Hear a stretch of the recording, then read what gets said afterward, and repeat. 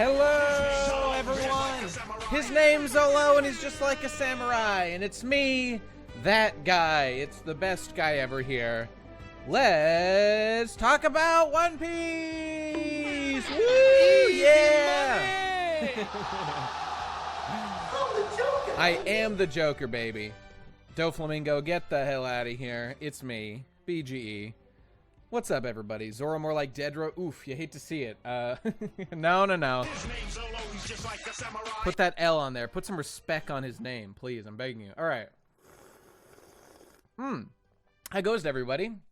A glorious new chapter we're here dealing with this day. This chapter was pretty sexy. Well, let's find out if that's true or not, shall we? Let's just get right into it, you know? Let's go. We got a new chapter. Let's talk about it. Let's see what we got. We're pumping copium for the Kanzen bros. I forget what Kanzen is. I'm sure we'll find out as we go. Here we go. Big Mom to Kid, you're not going deep enough. Well, let's see how that goes. All right, here we go, baby. Chapter 1040 of the anime formerly known as One Piece, now known as Mid-Piece. Blowing the fuck out. I just decimated Oda's career. All right, so let's just go. Here we go. Got a title page here. We've got right. I thought Kazunbo was the Conjuro Paint Fire Ghost thing. Very similar to a homie, but a little bit different. You know, same kind of thing. All right. So what's going on here? So Big Mom, dude, remember how Big Mom's literally invincible. This is what Oda means. I mean, she cannot be defeated. She definitely took a bite of gum, and there's no way she could ever lose or be harmed in any way. I love to see that. The hack to your god Oda, indeed. That's why he named his self-insert hack after his personality. All right, so Gamble Double Six's Cold-Blooded Vengeance Volume 4. I was asked yesterday in the and again, hey, below the chat, go scroll down. Can I put this in easily? Yeah. Scroll down, join the Discord, or right over here, Talking Pirates. That's good shit, ladies and gentlemen. That's where when a chapter comes out, I'm there. I am an actual freak. I need to talk about One Piece 24/7 every day. I created this entire show. You all exist to pleasure me and to be there for me, to throw my ideas about One Piece off. And so people don't just ignore me like they do on the street when I start screaming about how Oda's a hack. Don't you understand? Haki wasn't set up from chapter 1. It wasn't intended all along. So that's why you people exist. And I appreciate that. So, yeah, go join the Discord if you want to talk outside just the calls here. Or the show here, right? So, as I was saying in the chat there, I've been pretty. Someone said like, hey, what do you think about, the cover arc? And my response was, I have zero thoughts because nothing has happened. Maybe I will have. That's how the cover arcs always go. You know, they always start with like nothing happening, and then usually something cool happens. Now there are exceptions. Example, Jinbei's cover arc was the most vacuous. All right, let's not get on the fucking Jinbei hate train this early. We'll save that for later, all right? We'll save that. Haki bros are seething and coping. They just can't live. They've got to die. All right, anyway, so cover arc, maybe things are starting to happen now. Now, Big Mom, literally invincible. Yes, Karibo did have a pretty good cover arc. Though, I mean, I like the classics, man. I like Buggy's adventure arc. It was the first one. Oh, no, Kobe's was the first one. I really like Buggy's, though. That's where he meets Alvida. Did you guys know? I mean, you probably know. He meets Alvida in a cover arc. You don't know who she is, and we get revealed who she is when she shows up in Rogue Town, or Logetown, whatever. Fucking awesome. Oh, and the Wapol one, yes. The invention of Wapol metal. Or Wapo metal. Absolute Kino. God damn it, Oda. So just when I think you've hacked your last hack, I remember how great you are, and I love you again, my man. Shut up, bitch! Oh, yeah. Gadatsu Bros, eternally punished. It's kind of weird seeing, like, Skypiea, like, actually interact with, like, main One Piece, you know? Like, fucking Alabasta guys, like, core One Piece stuff with fucking Enies not fucking, what am I saying? Skypiea. Like, Sky, it's such a separate universe up there, you know? It's funny. Yeah, they're great. Oh, and my favorite, of course, is Poundy Pussy's Resurrection, baby. That was Cash Money. All right, I hope it ain't a bust. A bust? Like Poundy Pussy. All right, anyway. Did Gaimon have a cover arc? I can't remember. I think Buggy sees him in like briefly in his cover arc. Okay, anyway, obviously we're getting off track here. All right, let's get into it, shall we? That's what the people want to see. They don't want to think back to Good Piece. They want to review Mid Piece. So let's charge into it, shall we? Ask D questions cover arc. Right. So okay, Yonji and Niji here they got beat up by Big Mom. Okay, got it. Cool. A creature that science cannot overcome. Useless Captain Mid has something to say about this, about science. Maybe his electromagnet memery doesn't count as science. I don't know. Anyway, yeah, Pedro's gonna show up and save him for sure. I can't wait. All right, actual chapter. Here we go. Boom. Big Mom really nailed both of Sanji's brothers. Got him right there. There it is. All right, moving on. By the way, that's Mondor Book Boy. Love that guy. Love to see it. Okay, here we go. Boom.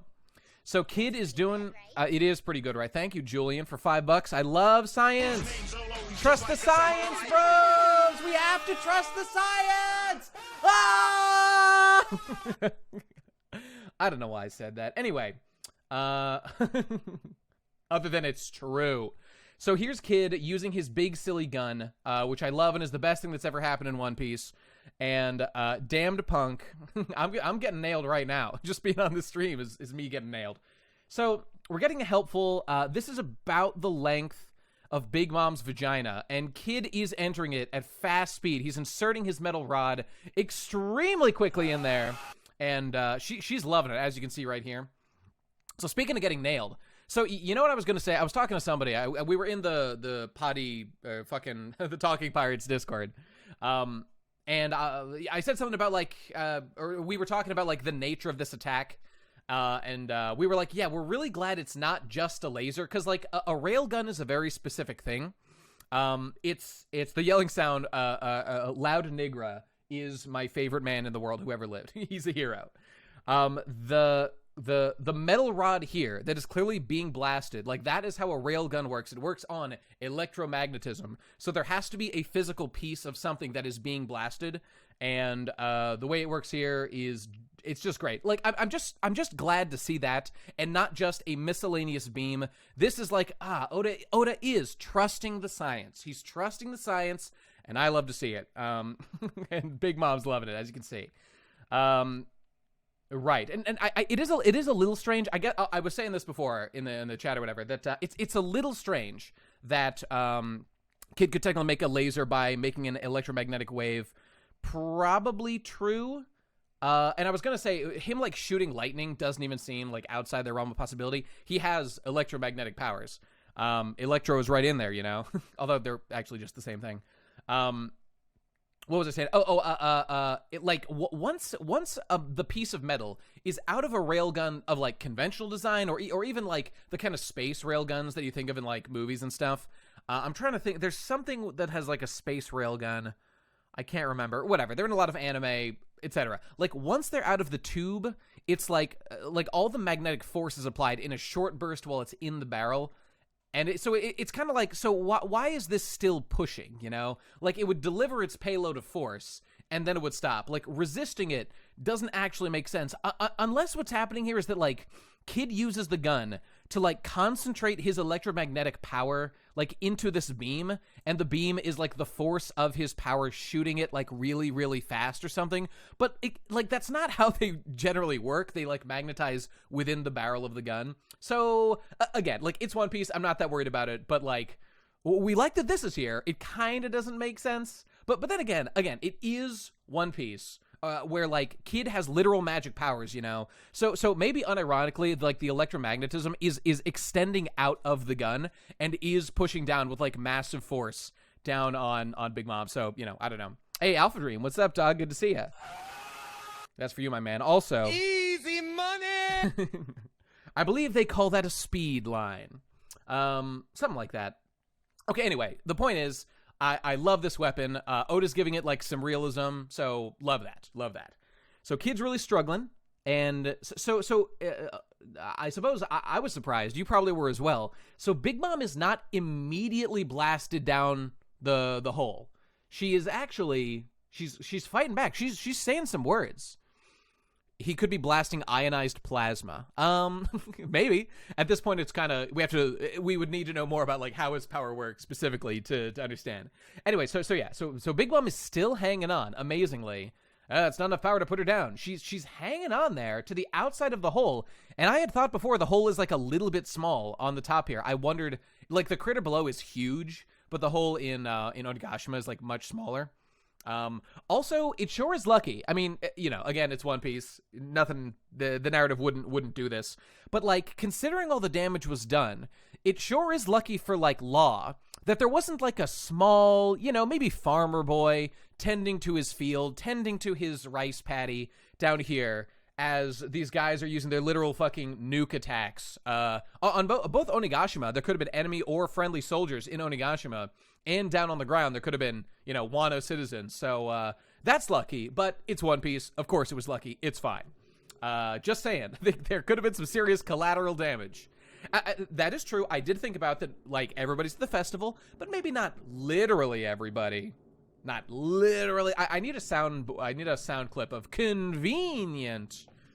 I did put that in a video somewhere. I should clip that, because we do need a convenience soundboard piece. Anyway, whatever. I'm not even bothered by that. I'm just noting it. Cause the funny memes. All right, so Big Mom's hanging on. Amazingly, she is not blasted away, which to me makes me think, like, how strong is this attack actually? You know, so he shocked her and he's pushing her, but she's hanging on. So I just don't know. I just don't even know. Chad Law doesn't even need to think about collateral damage. So what if he made an oath? Right, he does not respect his Hippocratic oath. He will not do no harm. He will do maximum harm. He's all about that. So you got to be kidding me. She's taking it. Oh, Law and Kid are laying into her, and she's just taking it.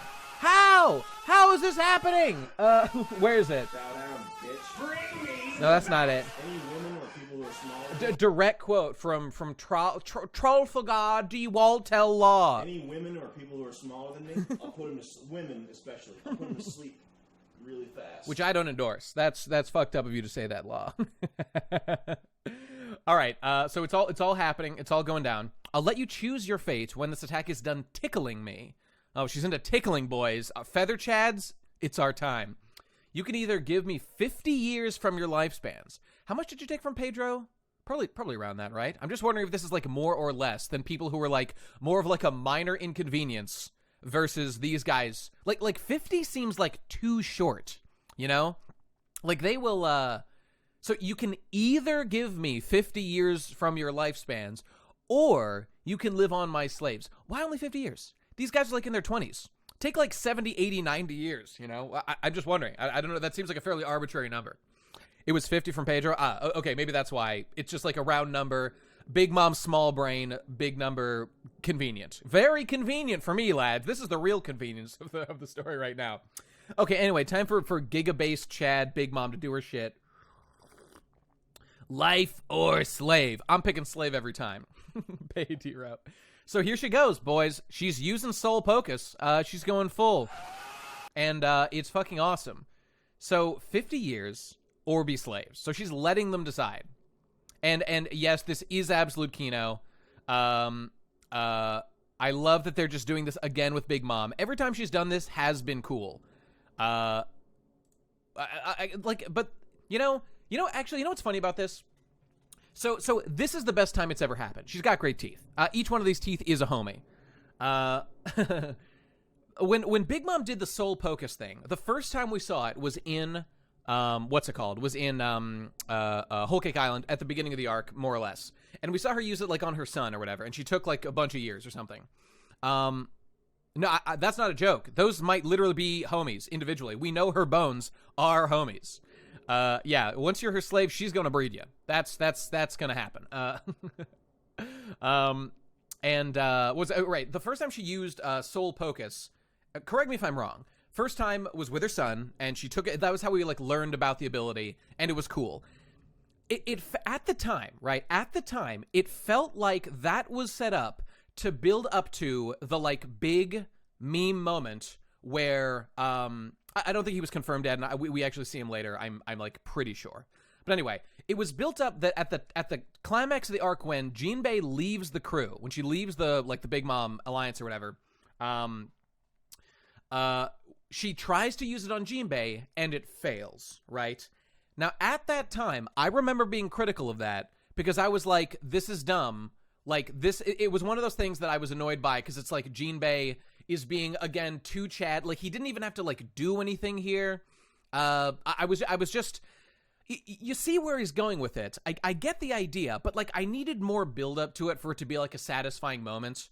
I needed there to be, like, some doubt, and I don't know. It's just not a very satisfying thing to see happen, to just be easily dismissed the way it was there, you know? It needs a little more something to it, which, coincidentally, we might get here. Now see, what I was saying was, what we're about to see, I feel like is the, like, actual buildup of that ability. That the payoff to that was set up so far before is happening, like, right now.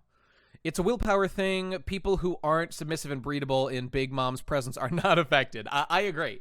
I mean, Jinbei is highly breedable. We all know that, but not submissive. It's true. Except to Luffy. He'll give him the old fish stick. So here we go. So he's blasting her. And they're like, oh no, we need to run away. We gotta be pussies. We gotta run away. Jinbei existed for this moment, right? A man who would be on the crew of the Pirate King cannot tremble in the presence of a mere emperor. Such a raw line from Fish Uncle. I won't disagree that it's a good line, but my grievances with Jinbei are well documented, and you know, I still need him to do more to grow on me.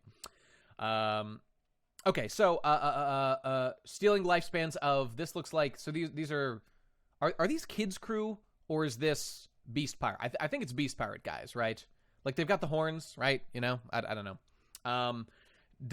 She doesn't look like she's anywhere near death's door. What a monster. Okay, now I also love this because I'd been talking a lot about how like I don't like Big Mom being defeated too easily. I love fish sticks. That's why Jinbei does look like a tasty snack, but the traditional kind, not sexual. You know what I'm saying? Maybe that too. I don't know. Right. So the point being, they're putting. Oh, I feel Oda putting this stuff in for me too. Do not say it's Robin's favorite snack. That's a ban. That's a fucking ban. Don't talk about that. We shipping Robin Jinbei is a bannable offense. I have no mods, but if I did, I would tell them to ban you permanently. If you talk about shit. All right, let's see. Right, okay. Oda put this in to please me. Robin and Frankie is acceptable. That's fine. What was this? Right. Oda put this in so autistic assholes like me feel better about Big Mom getting blasted away. But not, like, she still loses, but she's not, like, down forever, etc., etc. Indeed. Robin's only place is with me, Nate. But all of us respectively, right? She's our... Every individual person creates their universe inside their own head, where Robin lives exclusively with them. That's acceptable. And god damn did she look great at the beginning of this arc with her Beast Pirates outfit. God damn. Also, she looked great in the ninja girl outfit that she's wearing right now. Anyway. So they're blasting her. Nothing's happening. They're like, oh, we got to run away. We're pussies. Law. Please, let's pussy out and let us die. Big Mom's having none of that. Okay, here we go. Now, Chad Kid and Beta Cuck Law are dominating the stage once again. Okay, here we go. So the Chad Kid, you think the last gasps of an old windbag scare me? Room, oh, look at him stutter. Oh, what an embarrassing stutter, guys. Room, he can't even speak straight. He's clearly intimidated by Kid's sheer physical presence. He's a physical beast. His pheromones, his speech, his fucking, his flexing, his lying, his gaslighting. How embarrassing. I don't know what R would stand for. He must be. The Virgin Room. Room. Your death screeches are doing. Look at him. He's literally the guy in the corner. He is the meme in the corner saying this party is too loud. You all know what I'm talking about. You know the image. Him in the corner. Kid defeating a Yonko single-handedly. Big Mom putting up an honest-to-goodness Emperor-level fight. Meanwhile, whiny bitch Law in the corner saying, "This is too loud. It's too loud. Please turn down the music. You're hurting my little sensitive ears." Stutter on R stands for regret. Sounds right to me. All right, he's spilling beans. He's spilling spaghetti. This is absolutely embarrassing. Let's hope this ends as quickly as possible. Okay, here we go. So Kid and Law, their souls aren't coming out. Okay, of course not. They're fucking big boys. They're strong. Law is definitely a Redditor. R/room. He's posting at R/room right now. He's a Redditor, guys. Oh my god. How embarrassing. I used to hate Law until I learned BGE has the same opinion. You know, I understand.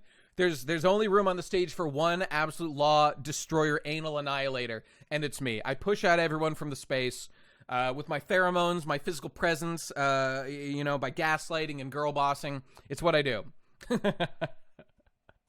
Law, okay, well, let's see what we've got here, shall we? And I mean, whatever, man. I like the style of Kid more. I like his attitude more. You think you beat me in Law hatred, Ghoulish? We got to put it to the test one day. I don't think anyone does. I like Kid's style. I like his attitude. I think he's like a better. He hasn't. Number one thing is he hasn't been overly present in the narrative more than like just seems appropriate for his like level of importance as a character. Unlike Law, who's the number one offender in this regard. Okay, what do we got here? Your death screeches are doing my ears in. Their souls aren't coming out. Oh, what do we do? She's an emperor and they're not scared at all. Wow, they're so cool. Hold on tight, Mama. I'll Taskate, Mama-chan. Okay, here we go. All right, let's focus up. So we got R/Law, R/room. He's posting on Reddit right now. He's making a post. Hold on tight, Mama. I'll save you. I'll handle this just like the man who saved my life. Okay. Damn Emperor, just don't know when to quit. I'm sending you packing straight to hell. This is fucking awesome. All right, here we go. Okay, we're crewing. All right, silence. He silences this screeching femoid. All right. There's no noise. Okay, all right. This technique cancels out every sound you make. What? Well, who's that guy, guys? Who's that guy? Well, R for Rocinante. You know what? Ooh, you know what? I kind of like that a little bit. All right, anyway. No. We can't praise Law. We can't praise Law. We can't do it. Not on my stream. Okay, we'll get there, Digo 10. We'll get there. R for Corazon. So we can't hear this screeching, whining woman. Oh, no, that's so sad. Can't hear you. Captain, he's too much on his Sigma grind. He is too much on the Sigma grind, and he has no time for this femoid screeching in his ears about, please stop tracking crypto. I'm begging you to go to your job. We have children to feed. He's like, nah, man, on my Sigma grind. Fuck the wife, fuck my kids. Sigma male for life. All right, I respect it on that level. So here comes, hey, it's the cute girl who's kind of on Law's crew. I like her. Have another. Okay. Now he's cock-loading this gun because his arms are busy, I think, right now. Damned punk blast! And you know what? I don't know if you guys even noticed this. So boom, got hit. There's silence around her. And it took me like twice reading this to even realize this. This is like, this is Law cutting her in two. I was thinking like, why are there two of her? I thought there was only one. Then I realized, oh, it's like a slash thing happened. Whoa, he did a sword thing. He did a thing with his sword, guys. Cool. And he wasn't even in a room, an R/room to do it. Very impressive. XRP is going to put us back on top. Absolutely. Okay. So we have to discuss this a little bit. So, okay, well, you're saying, how did he cut her, right? The only thing that we can infer, well, first of all, R standing for Rocinante. I mean, I don't know what else that would stand for. I mean, I don't know what the K in Kroom stands for. I don't know what any of it means. So I couldn't tell you. I just don't know. But this one being R for Rocinante for a silence dome, it's cute. I mean, attacker names don't matter. You know, he calls it R. That's fine. It's a different kind of room. Okay, cool. Okay, now we have to now discuss the silent elephant in the room, which is, how did Law do this exactly? What? Oh, he's rolling his R's. He's going, Karoom! He's take out the K. So, okay. There's 24 more letters of the alphabet, so there's 24 more ways Law's fruit is broken. Okay, Awakening, get the fuck out of here, goddammit. It's his final attack. Also, I'd like to mention, it was clearly stated last chapter that the last attack was Law's final attack.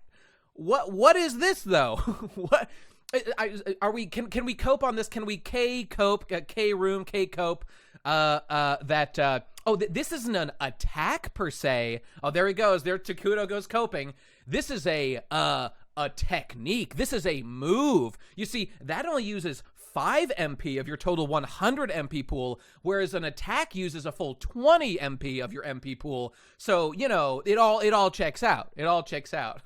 He forgot. Small indie mangaka, please understand. All right, you know, it's a daily cast. Uses no MP. You know what? You know, no MP, right? It's a daily. It's a daily. What did I say? What did I say weeks ago? Oda will give Law exactly as much stamina as he needs to do every attack he needs to do, and 0 energy beyond that. That's just how it's going to work. That's how every mangaka creates the illusion of tension, and to an extent you can understand it. Yeah, okay, so whatever. Like, this move is not that advanced, you know? Nate Sells, what's good? King Crimmy, hello! Easy money!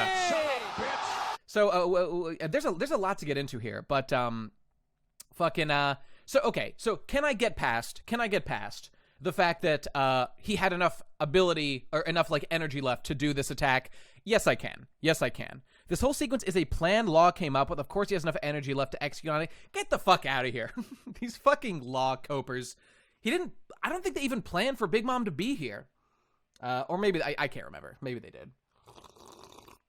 Nah, they probably did. Okay, whatever. But still. Why do you think he extended the fucking sword so far? Well, no, I mean, okay. The thing about extending the sword into the hole, that's fine. That's fine. But I'm talking about the silence thing. Okay, so, yeah, I mean, we'll have to talk about the whole kind of setup of what's going on here, because this is interesting. Like the whole setup for taking out Big Mom or whatever. So, okay. So we got to go back. There's a lot to say here. Guys, silence, right? It just, the memes just keep piling on top of each other. How many more different unique abilities is Law gonna pull directly out of his fucking asshole? He just has Rocinante's power, on top of the 1,000 billion other powers that are barely related to each other that Law has. So many powers Law has, and it just keeps happening. Now, okay, like, thematically, do I like that he look at him inheriting Rocinante's will? That's cool. I can appreciate that, and I like it and respect it. But it affects, no, it doesn't affect the vocal cords of the enemy because of things we see. It silences explosions and all kinds of big stuff. So it's a lot more than that. Luffy just, Takuto, are you serious? What the fuck, man? I expect better from you, Takuto. You're seriously saying Luffy just, like, pulls stuff out of nowhere? Like, okay, he did that. Things like, it is on a vastly different scale. Gear 2nd and Gear 3rd, were, like, pulled out of nowhere, sort of. But the story had clearly set up this a thing of, like, Luffy needs to get stronger. We are entering a phase where Luffy is not strong enough, and, like, we're later given the answer to what he figured out. I'm specifically talking about Red Hawk. Well, okay, but the thing about Red Hawk is Red Hawk doesn't narratively matter, like, at all. Okay, I mean, I will give you, it doesn't make any sense where the fire in Red Hawk comes from. It makes 0 sense where it comes from. Friction? He pumps lots of blood really fast? Bro, Haki can make elements? Get the fuck out of here, man. Lunarian DNA. Thank you, Slugma, whatever the fuck. It's obviously Lunarian DNA. Don't say Haki. Don't embarrass yourself by saying Haki is how it happens. It doesn't make any sense. All right, he's really passionate about punching. I mean, literally, Law has Sunarian DNA. Literally, fucking, like Sanji logic of his soul burns hot. that it just ignites fire. I vastly prefer that answer to the question. The only problem with that is that, like, I mean, Sanji literally already does that, and you're just, like, stealing Sanji's thing, so please don't do it. Okay, so, whatever, man. Moving on from that, it's just, all right. First of all, somebody posted a panel. In fact, let me actually pull this up. There was a very appropriate panel posted in the Talking Pirates chat before that I must link. Oh, here we go. Boom. Yikes. So Rocinante showing Law when he was a kid his power. See, no sound. Law immediately replies, "What a stupid, useless power. It's not cool at all." And then Baby Five's arm fruit is better. Damn, I know, I'm jealous of her. I mean, this is based, and it was a very shit devil fruit power. Very embarrassing. And the verbal stab, yeah, I love that. I love that kind of stuff. So, okay, so it's been acknowledged that his power is shit, and whatever. Oh, okay, so moving on from that. Like, considering how vague and poorly defined Law's power is, can you, like, understand how Law, like the godlike Law, can just have just another power? I mean, what can't Law control? Law should be able to modify your fucking DNA inside the room, right? He's a doctor. He can control anything. Is it, like, so impossible to imagine that, you know, he can control the sound waves within his room? I mean, no, it's not hard to imagine that, but it is a bad choice by Oda to give this character just so many massive numbers of powers, because it just makes him, like, way stronger than everybody else with way more utility, and it's dumb and boring and stupid. So I just don't like that Oda keeps piling more shit every fucking day on top of Law. Please stop. He has the OP no me. We were past an acceptable number of powers for Law so long ago, and it just keeps happening because it's doctor powers? Doctor powers? Is this what a doctor does? I don't know. Okay, anyway, so he can give you cancer. That's the trump card. Yeah, absolutely. He's gonna G-room. I'm grooming. Yeah. Oh, he's got every card. Booming. He's gonna brooming. He's gonna croom. He's gonna droom. He's gonna do it all. He's gonna do it all. This fruit was worth around 1 Whitebeard. This is unbelievably. Oh, he's gonna vroom. Oh, that's a good one. He's gonna loom. He's gonna loom. So this fuck you, Oda. This power sucks. Froom. That I like that. He cut a fucking mountain in half. He just does everything. I'm so fucking sick of this guy. Fuck off, Law. Fuck off. You have too many powers. Go away. He's gonna shroom, and that's gonna be strange. Absolutely. He's gonna make you poop yourself. He pulls the poop directly out of your asshole. All right. If it makes you feel any better, he probably will die. No, he's not gonna die. Yes, they set up this whole thing about, like, the user could use it to do, like, an immortality power, which was set up, but I just don't think that's going to happen because Oda doesn't kill characters that people like, and that's all there is to it. Yet the 2 exceptions were Ace and Whitebeard. That was for a very specific purpose. No other character fits under that classification in the entire series. He doesn't have to kill anyone else, so he won't. Yeah. So I mean, whatever, man. I mean, Kid over here, just with, like, a very straightforward devil fruit. You guys saw, like, last stream or whatever. This is, like, the railgun was literally predicted by me, not because I'm a genius, but because it's just a logical extension of his powers in a really satisfying way that really works for me. Meanwhile, Law just gets infinite powers all the time, which is just mildly frustrating. God damn it, Oda. Like, yes, it's used for a kind of cool moment, but just fuck off. Stop giving him new powers. We've had enough. All right, moving on. Is there anything else I was going to say about this? Here's another thing. Straightforward. Magnetism is anything but straightforward the more you learn. Hey, you know what? Sour Lemon, fair point. But I love what we've seen with it. Like, I mean, Oda could have done some, like, pull the iron out of Big Mom's blood to make her anemic and possibly die, you know? But One Piece ain't that kind of series, you know? This ain't the X-Men.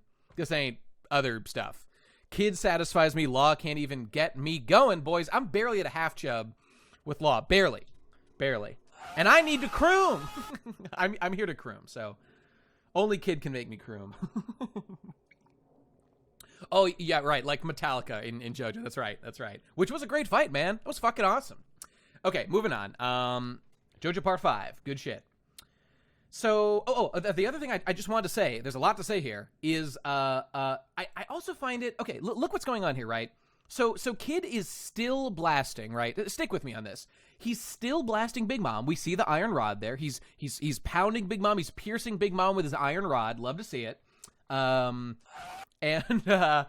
yet here he's just like, what does he say? Have another iron rod from me, damned punk, again. But he's still doing it. How does he do it again? You know, I don't understand what's going on here. Where did the second one come from? I don't see it. I'm confused. Did he... And, it was shooting the whole time? Did he just put it in there? I think he... Where did the rod... Yeah, I mean, with Kid's powers, I'm sure he could have, taken a chunk of metal from inside. It's kind of like... Is this gun a high-tech piece of machinery that was constructed to, do a specific attack using, magnetism and stuff? Or is it just empty metal, and just by having a metal tube, he's able to just use his powers on any metal tube and form it, and that kind of matters for the power that he's using here. If he could easily reload it by stuff, bullets made of condensed cock. Or I mean, I'm just curious, or is he just pushing harder? He's just he did another I will a bigger blast on the same metal rod I'm already blasting, It doesn't really matter. It seems a little strange. It doesn't seem really needed. And like I said before, I actually said it before, this chapter isn't good on clarity of action. Indeed, that's pretty much what I'm saying.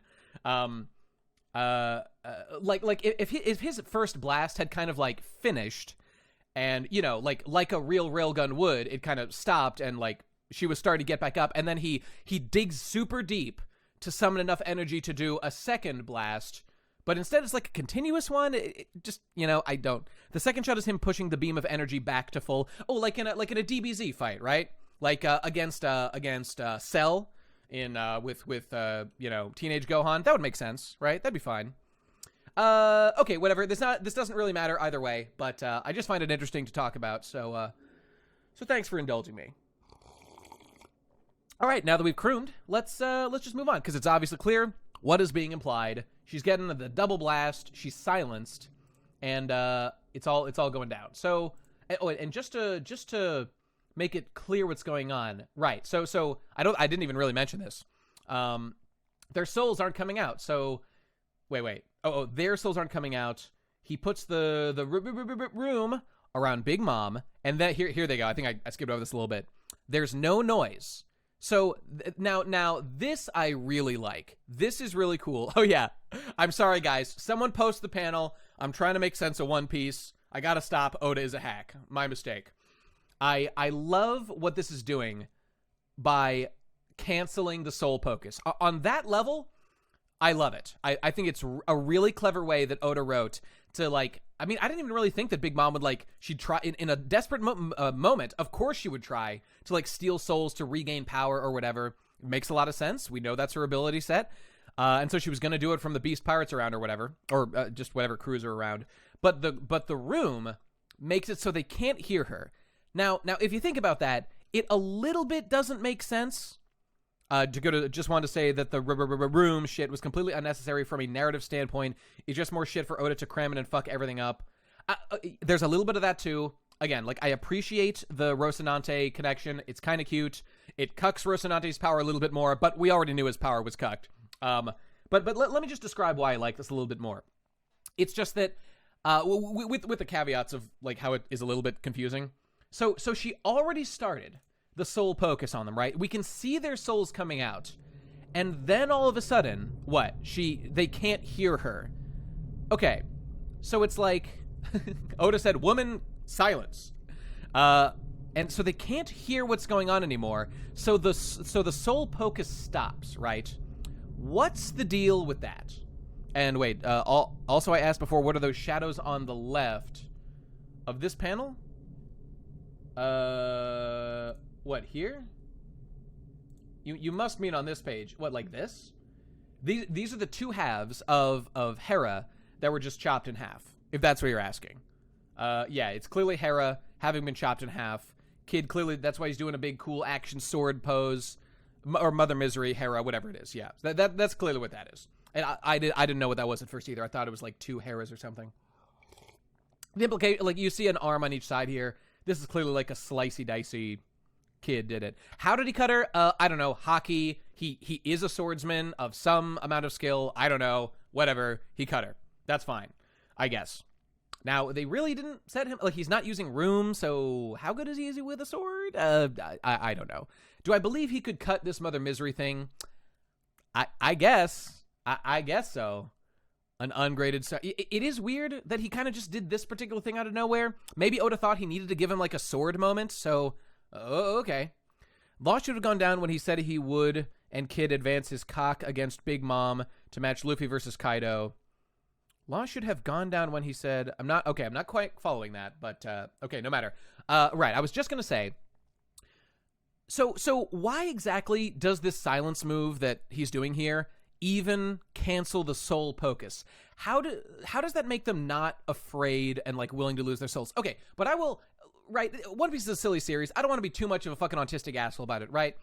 If all of a sudden, like, Big Mom's big scary lady, and suddenly the noise is gone, I guess that would be kind of like, even if it's kind of played for laughs, like a little bit like you kind of feel with these guys here, it's a little bit like, well, if Kinemon can cut fire, why can't Law cut electromagnetic flame cloud thing?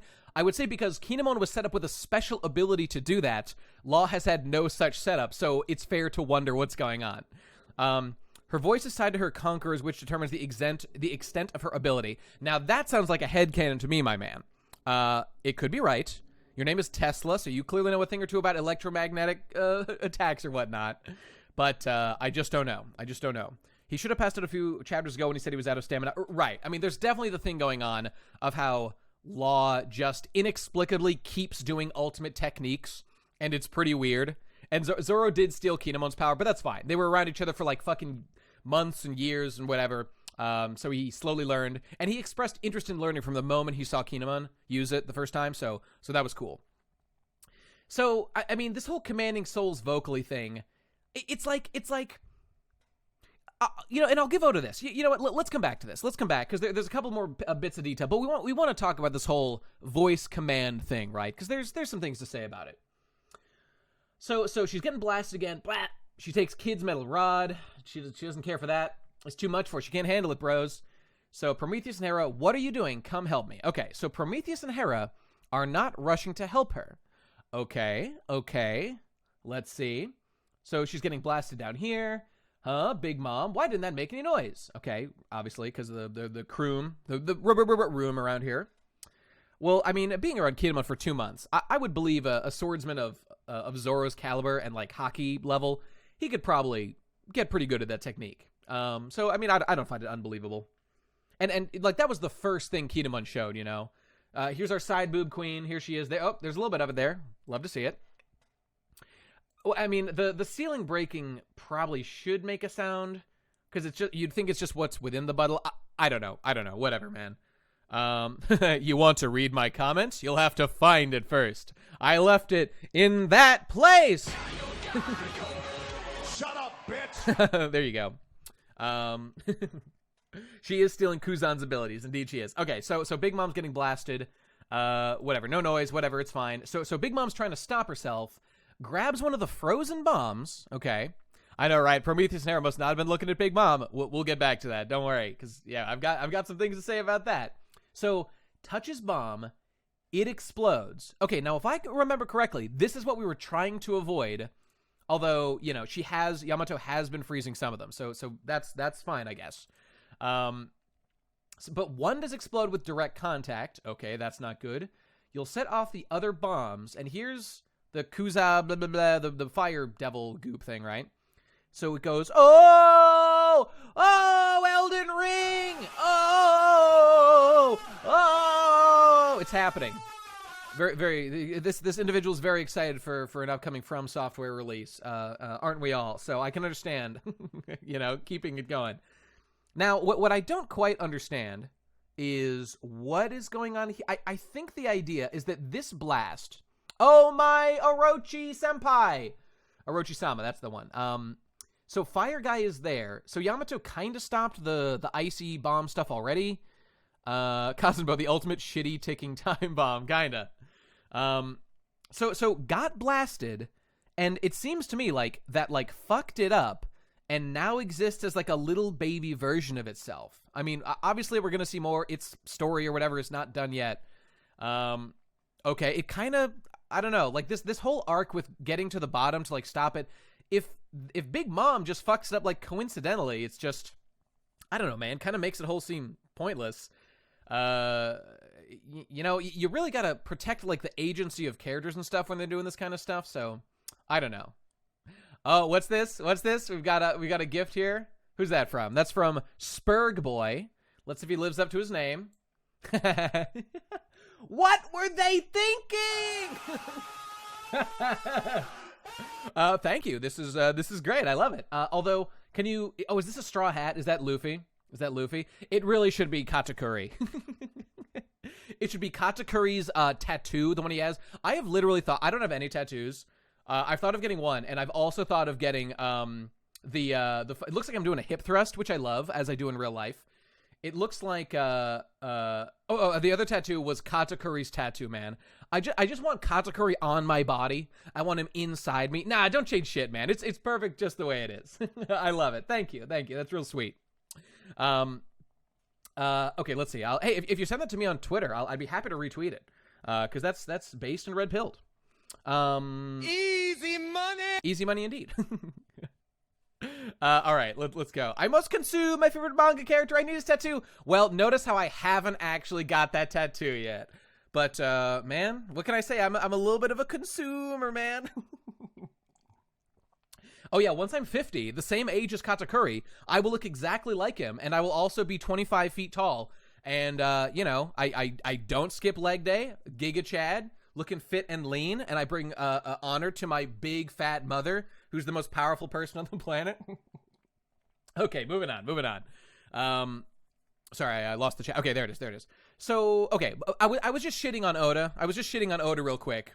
A real Katakuri fan gets his mouth replaced to look like Katakuri's. Yeah, I got to get it surgically swapped out, Do we expect Katakuri in the Germa arc? All I'm saying is it would be the obvious choice, and I would absolutely love to see that. And I think there is a strong possibility we do.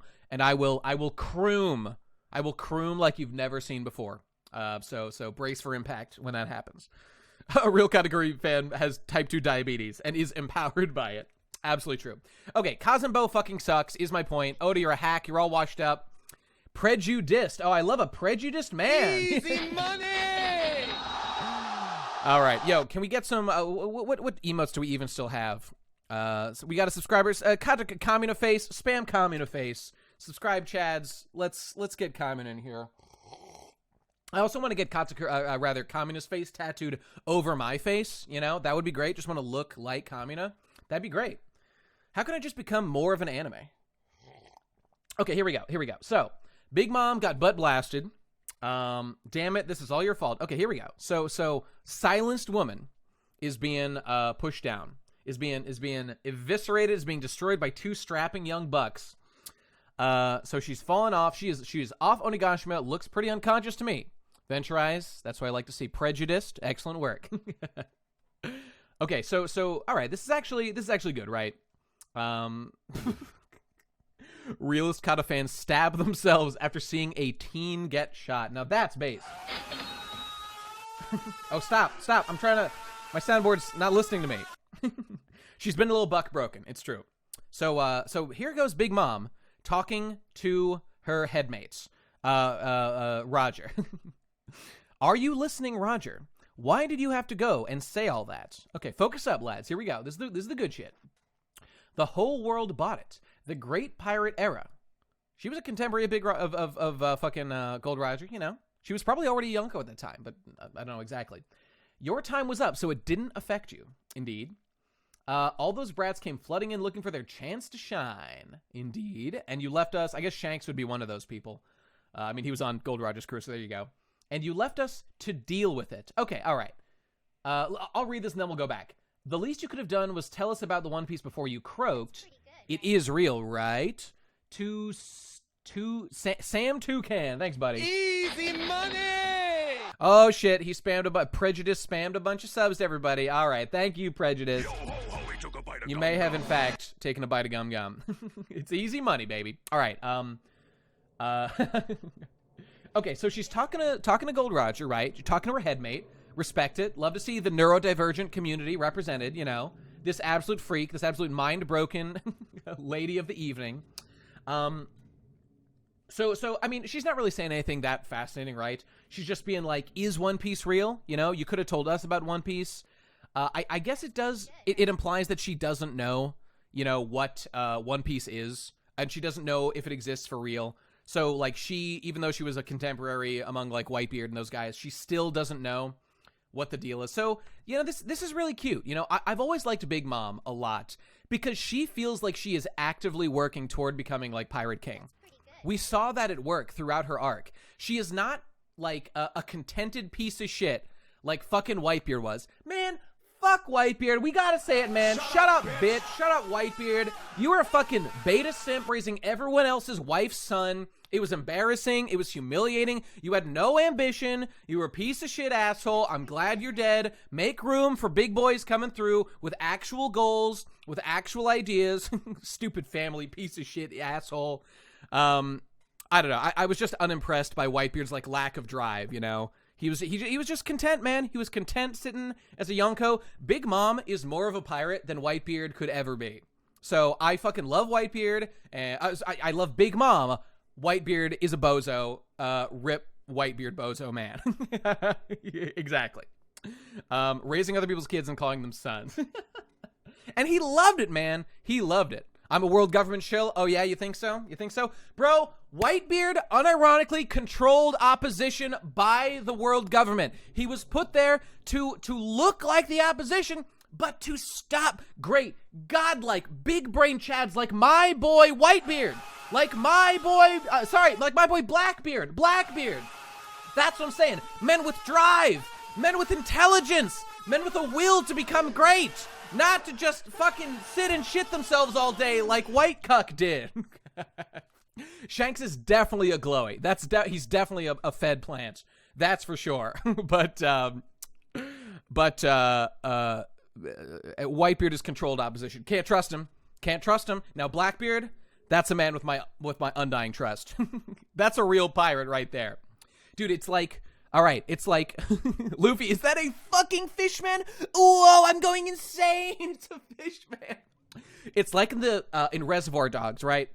It's about drive. It's about hunger. We sing. Yo, Kaido's pretty good, but he got complacent too, man. He did have a plan, at least. He was trying to pump up his power. So he was settled into his Yonko position, but he was trying to amass weapons to defeat the other Yonkos. So I respect that. I do. Focus on the best fight ever anime fight at the end of the page, Nate. Yeah, we will, Daigo, I don't know. Dijo. What was I saying? Oh yeah, it's ableist to slender Whitebeard. He had stage 4 dementia at Marineford. Kaido has the hardest goal in One Piece, to fucking die. Bazinga. Absolutely true. Absolutely true. What was I saying about that? I don't know. I like the ones with ambition. Kaido had ambition. Big Mom I love because she has ambition. Whitebeard, I don't know. Whatever. He was like a big daddy. Whatever. Don't care. And he lost every fight. Embarrassing. And his husband's son Shanks was better than him. Overtook his position. How embarrassing. Oda is the real antagonist of this arc. and who else? Fucking Blackbeard I love. And whatever, that's it. All right, moving on. So Big Mom, she's got her eye on the prize. I love Big Mom. She's the best. Born to die, life is a fuck. My daughter is my son. 400 million dead smiles. Yeah. How embarrassing for Kaido. All right, moving on. So, okay, Big Mom, she fall down. And so she's falling, thinking about this. Okay, now we go back and review the panels. All right, we see what's going on here. So the whole floor, are they all falling to their death now? Like I was thinking, looking at this panel, how much of the bottom here fell out? Is everyone gonna fall and die now? Jesus Christ. I guess because the bomb went off on like the bottom floor. And is there stuff going? Okay, I don't want to talk about that just yet. So I mean, like there is not really much to say. You'll set off the other bombs, but they aren't set off yet, I guess. So exactly one bomb went off, but not the others. I can't really understand why the others didn't go off. Like, I guess because she hit one and it went off, but the other bombs were like right around there, right? Weren't they? The bomb went off on the cellar floor. Floor should be fine. But then again, look at like everyone's falling. And I don't think it's because the island tilted. It doesn't really look like it. Yeah, maybe it just shook the island. Okay, whatever. I mean, we'll see next chapter. It'll clarify all this. No reason to fucking get obsessed with it. A big chunk definitely fell out. Probably just the bottom floor. One bomb went off, but not all of them. Okay, good job, Yamato. Good job. They're frozen, so no combustion because One Piece logic. Yes, indeed. Yes, indeed. Which does not make sense, but that's fine. So here's Chopper and the Yakuza guys. Now we do need to talk about this. All right, there's a lot to say here. So Brook and Robin is right here. Now, we were saying before, Ice Boob Lady is guarding the others. Who's Ice Boob Lady? Who are you talking about? You mean Side Boob Lady, right? Okay, of course. So there had been this theory going around, right, that we had thought that the Grim Reaper standing over Zoro looked exactly like Brook, and he did. Like, he had a very skull face thing going on or whatever. Now, of course, there was the other theory that it's like the spirit of what's it called, Enma, right? So okay, possible it's that too. But it's definitely not Brook, because Brook is here with Robin. So we just know that that's not the case. So here's Zoro, right, dead, and then he fell off, and then he's fallen. He's fallen off the edge. He was close to the edge before. Looks like he's falling off. So it's either like the spirit of death, right? It would have been a fun gag. I guess they were doing so. And so rest in peace to my man. And he's gonna fucking die, and he's gotta fall off the side. Onigashima, he wants to win, but he can't, cause he's just cucking. Yayo. How embarrassing. Last panel, Big Mom absorbed Kanjuro's soul. Did you see it? This thing you mean? Well, that's not even a soul. That was just like an art creation. It's like a soul by extension. I don't think that's what that's implying. But anyway, whatever. I mean, there's no Big Mom sucking anything here. KK0, King killed Zoro? Yeah, Zoro fell off plus ratio. You guys both said at the same time. You both get credit. So, okay, here's what I think is going to happen. Frankie was right on the other side of the door from Zoro. I guess Frankie watched Zoro fall. How embarrassing.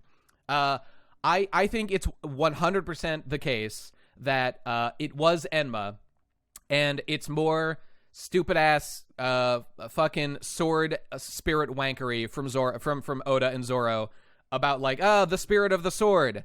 Now, I have no idea where Oda is going with that, and I gotta tell you, Frankie kicked Zolo off the edge. I know, two things we all love. I gotta tell you, right, sword spirits and hockey, my two favorite things. I have zero interest in this, like, sword spirit thing. It could just be a hallucination. That is theoretically possible. Oh, what's that, Roronoa? His name's Zolo. Please say it correctly. Don't make me say it again. He's just like a samurai. And he's about to get his Bankai. Yes, One Piece has become Bleach.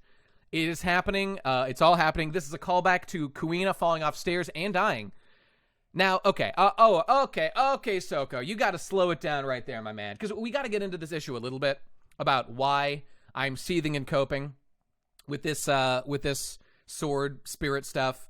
Oda has been blue-balling sword lore for years. Now, if by blue-balling sword lore for literal years, Ghoulish, you mean he did nothing with it, and there was nothing more to say about it until he decided to make it a thing in, I don't know, when did it become a thing? Like, this arc, right? the ship spirit thing is literally old One Piece equal good, and I'll tell you why. Because it had nothing to do with like combat mechanics.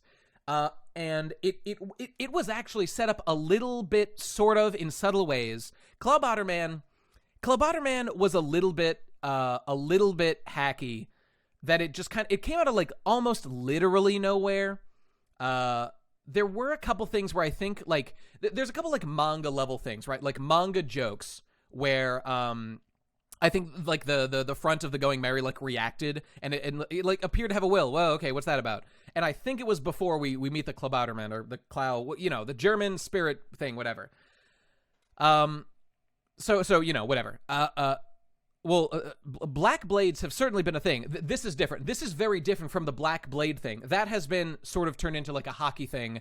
Spirit blade things is totally different. That's totally different. So that's a separate thing.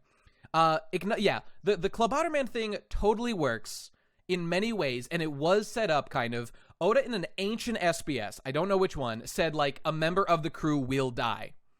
And the member of crew that died was the Sunny. Or rather, was the Merry-Go. And that was Kino. He had that in mind all along. And giving it like an actual will, that's, by the way, is based on actual like German folklore or something. That's awesome. And is Kino and radical. I do think Oda could have done a better job setting it up, but it had an excellent payoff and it worked really well. Just like the spirit of people living on a boat together and like being happy and appreciating each other and being friends and loving each other, whatever, is fucking awesome. It's fucking awesome. Sword lore though is not like that.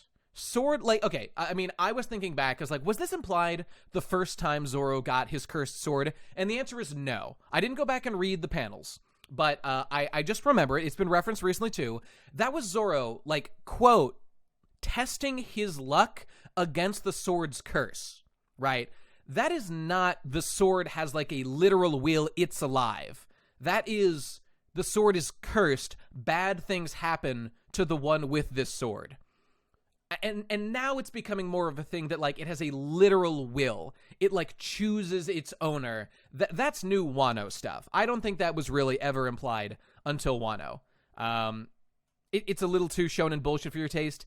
Bushido's the way of death. I guess Zoro really was a samurai. Oh yeah, there he goes. He's gonna hit the ground and go, and that's gonna be it for him. Bruh.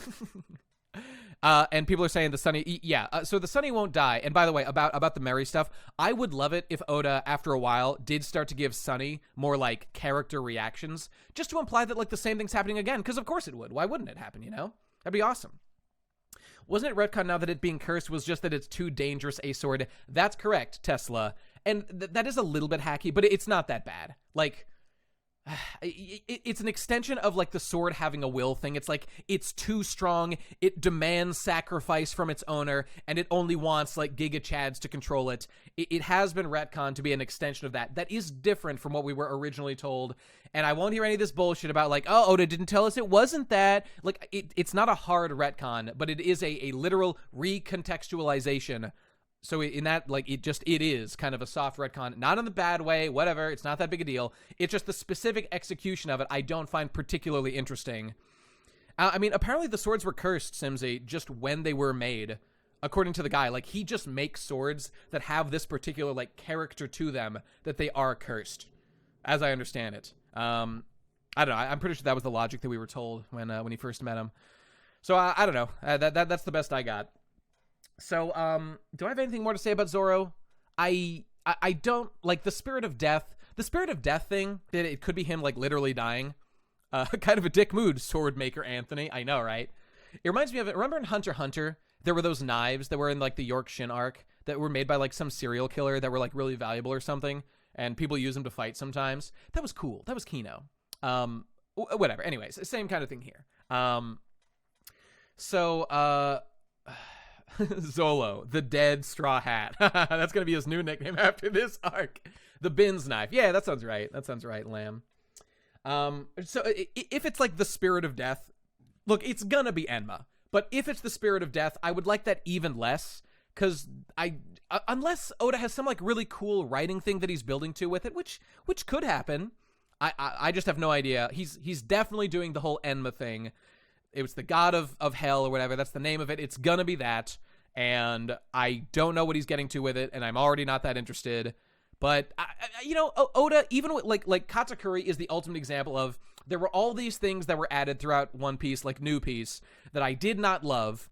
But after you get over the annoyance of them being added and, like, some things don't fit quite right, and there's a couple bumps in the road about them being added in this particular way, like Haki and a little bit of Awakened Devil Fruits, blah, blah, blah.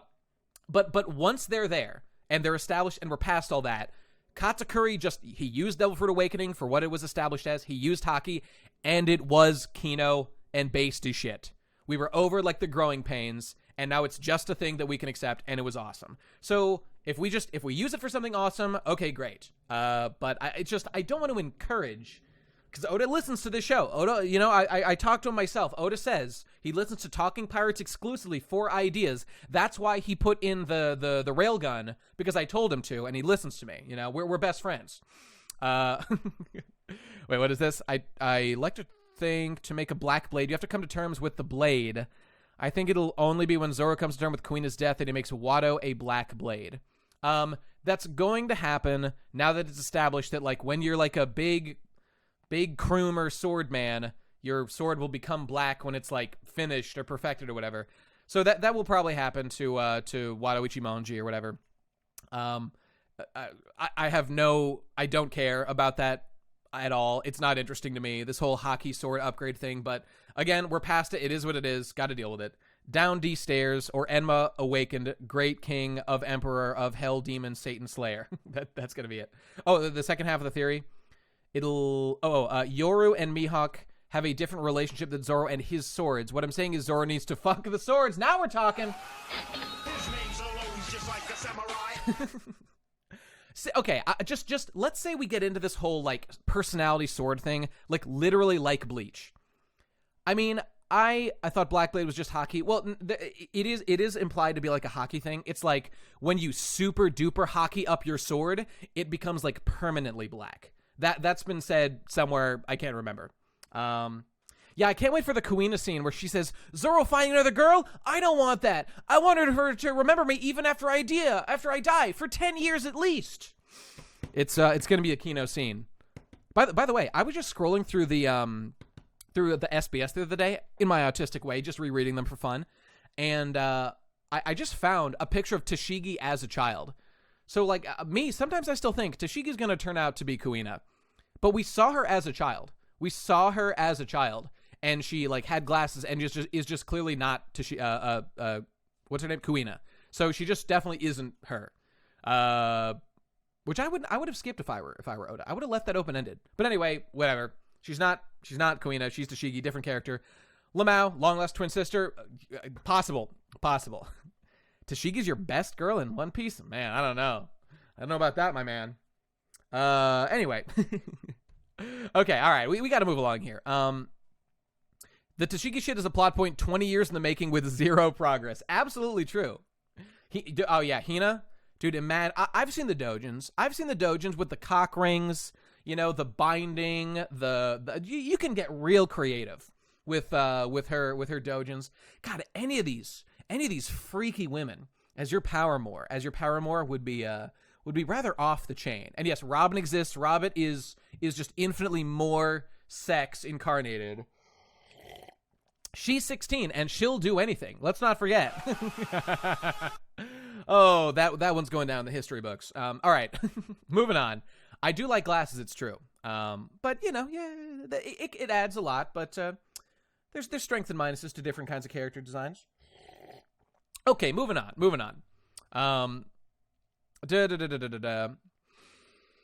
So okay, so Zoro's dead. Ripperoni to all right, sorry about that, Chief. So here's Orochi. So I notice Orochi has still not been killed by Komurasaki here. What's going on with that? Why is Komurasaki literally just sitting there and, like, playing her instrument? Maybe she's, like, waiting for him to, like, fall asleep. Just kill him. Just stab him in the face. Just shoot him in the brain. Just end his fucking life. What is going on? How did she get here? I don't know. When did she put the mask on? I don't know. Yeah, she wasn't wearing that before, was she? I guess she puts it on because some people practice social distancing, and they wear the mask. I hope you're listening wearing a mask at home right now. God damn it! I don't want you to get my COVID. I don't want to get your COVID. I'm gonna get infected with you if you're not wearing a mask. As you listen, it's gonna come back through the electromagnetic waves and fucking infect me. So let's think of your fellow man for once in your fucking life. All right, thank you. You are the good ones out there. Okay, she has dude, it kind of feels like that, like she has Stockholm syndrome and is unironically in love with her father's mortal enemy. What is going on with Komurasaki not murdering this man yet? Oh yeah, this was pretty Kino. This is some good Tashigi, but you can't even credit Tashigi with this. This is Smoker. This is some, you actually want to fuck Smoker. I gotta ask you a question. Why are you gay? You are gay. There you go. All right, there it is. That is a good one, though. I do like is there a term? I guess you just call it cleavage. I was going to say there's side boob, cleavage, but like when you see like the whole thing, when you see like the center of the chest, I feel like it's like center boob. I don't know. If there's a term for that, let me know. Yeah, big Ymir energy going right now. She's pulling a Ymir with Orochi, and you love to see it.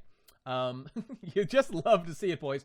All right, stop everything. It's time for the best free boob. Right, that sounds right. The Valley book window. Here we go, baby. Here we go. Best fight.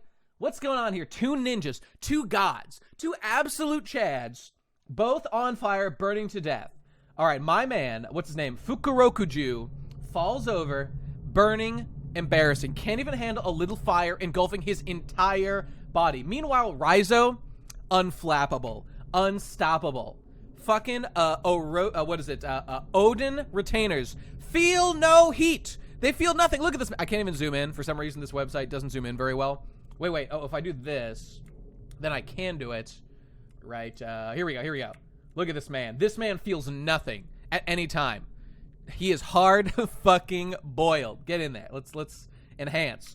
I want this man filling every orifice in my body. All right, this is the new strat. This is how we do it. So this is actually really good. This level of zoom I can do now. So, all right, I just want to say this. We were talking about before in the Discord. Will Raizo die? I doubt it, but it would be nice if there were some consequences to burning alive for this amount of time. Will Oda? That's not exactly Oda's specialty. But we'll see. So, what if Ashura Doji fucking survived? Dude, he survived.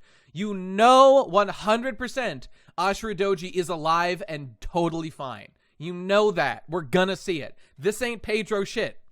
He's gonna be fine. I am 99% sure. So did we need to repeatedly fill time, to fill space, to fill panel squares with this battle between Fukurokuju and Raizo, right? Like, why of all things do we keep cutting back to this ninja duel, right? Like, there's so many more important things to worry about.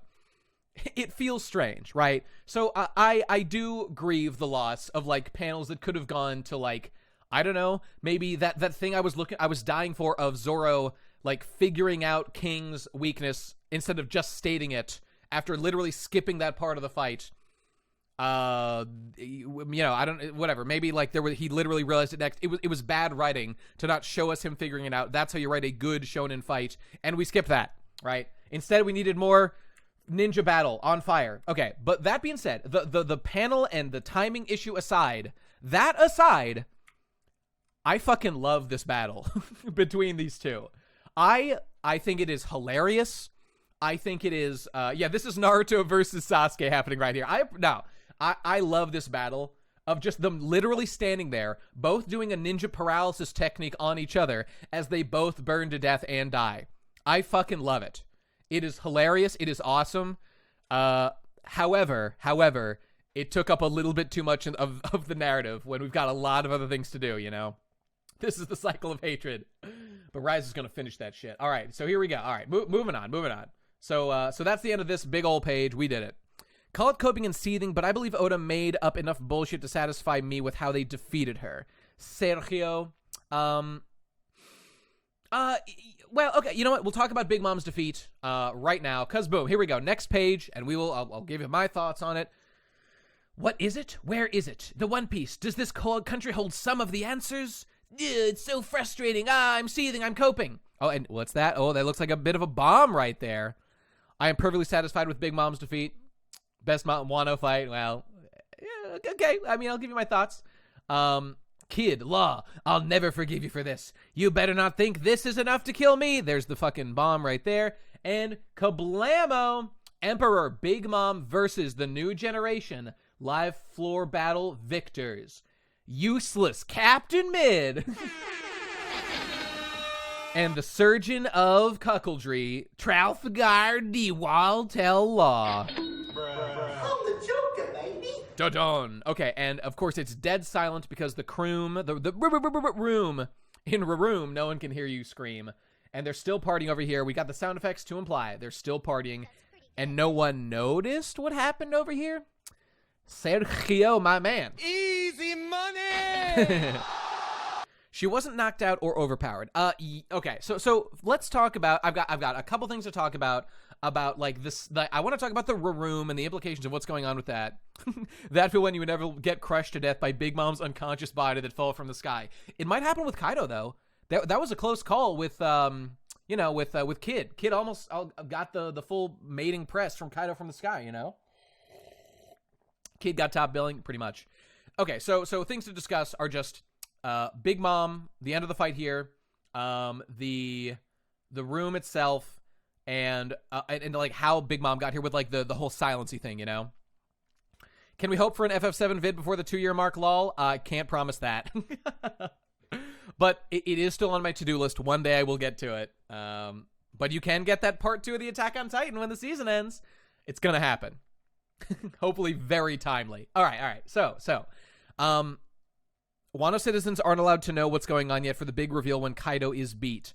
Okay, but how can they? He put her in the hard R room. Everything inside is censored. Oh! I think you're right about that. She literally gave birth 50 times. How the fuck did she lose? Okay, now, see, going back, I am with Takuto. I am with Takuto here in that for what it was, I thought this fight, I don't know if I'd quite go up to the level of love. I thought this fight was great, and I liked a lot of it. I loved what it did with with Kid, giving Kid a spotlight. Law had some cool stuff. I liked that two of what appear to be the 3 strongest fucking guys. You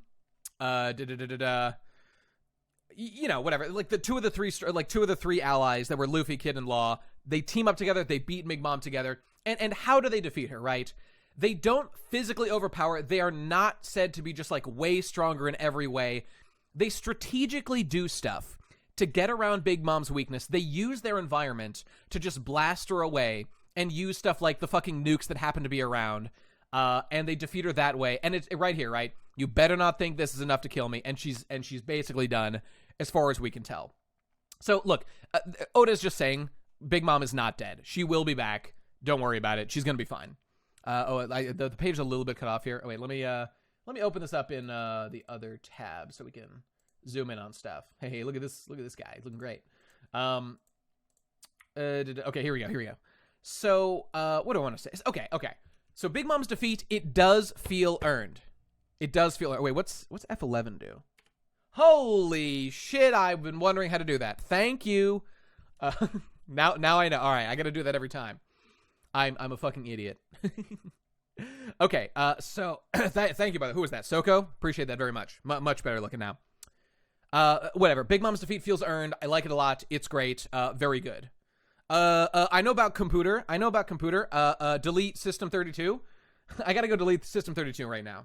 This is a life changer. It's true. Okay. So her defeat feels earned. It was tactically done. Big Mom haters are coping so hard. Wouldn't the Big Mom haters be happy about this, right? What would the haters would be glad that she's defeated or whatever. I love Big Mom. She's like the best character introduced in a million years. I fucking love her. She's been fighting for a long time. She was like strategically taken out of the fight in a way that she could still absolutely be a threat. One-on-one, she could defeat any of these guys. She could even defeat Law and Kid again in another fight set up like this. And she probably would. but she got outplayed, she got outskilled, and it's just really well done. It's just really well done. Kid-in-law, the new emperors after Wano. No, get the fuck out of here. Remind me to screech and holler at people about the whole fucking the new Yonko thing. And people are making fucking YouTube videos about that. Get the fuck out of here. The Yonko thing is so arbitrary. It's not that like the government declared there are going to be these emperors. It's that like it was a natural harmony that was formed. I mean, it just clearly is a natural harmony formed by like the strongest pirate crews that amassed this amount of power. And like, yes, I can understand why some people are a little bit confused. But Oda does kind of encourage it. The 4 emperors, right? Because like when Whitebeard died, like like Blackbeard took his place. So now it's like, yep, 4. That's the natural equilibrium of the world. Or like this is how it must be. It's like insisted that this is what it's going to be. But it's not like it's like codified that way specifically. It just seems like that's the natural. Yeah, it's organic. It's not an official system. Exactly. So there could be more fucking emperors. There could be less. We've only seen a very small window of time to know how many emperors existed at that one time. And like the current emperors that we're seeing have been around and cemented their position for like decades. To be fair, they were huge pirates for ages. That makes sense to get a cool nickname. Exactly. The only outlier there really is the only outlier there is Shanks, because he's a fairly new guy. He probably wasn't a Yonko when he came to see Luffy, because like people would have been freaking out about that a little bit more, it seems. The Yonko system seems based entirely on Big Dick News Morgans, very true, and declared Luffy an emperor as he was. It wasn't. I don't think that the news guys, they don't have the power to just like say who it is. Like it just emerges from whoever the big crews are. And this is why with the whole Yonko system thing, it said Shanks became a Yonko a few years ago. That's right. I remember that. Do East Blue people even know about Yonko? Probably. There is a world newspaper, and people do hear about stuff. So I think so. The average, Luffy is a contender for Emperor. Well, here's what I just want to say about the Emperor stuff. It's that, look, Luffy could become like 5th Emperor theoretically. Like that's fine. But put Luffy aside, right? Blackbeard taking Whitebeard's place as the new 4th Emperor really makes sense. And why is that? All the others had cemented their positions for like a long time, and Shanks for like a goodly while. There were probably 6 years ago, they say. Okay, all right, if you say so, that sounds right. It's all fake news. No, this is real news. The Luffy stuff is fake news. See, the thing about Luffy being a Yonko that I don't like, that like not Big News Morgan saying it. Big News Morgan is perfectly playing up the news the way he should. He is a perfect character. I love Big News Morgan. He is the best in the show. But what I don't like is people in real life making these stupid theories about who's going to be an emperor, like Kid-in-Law becoming emperors next. Here's why.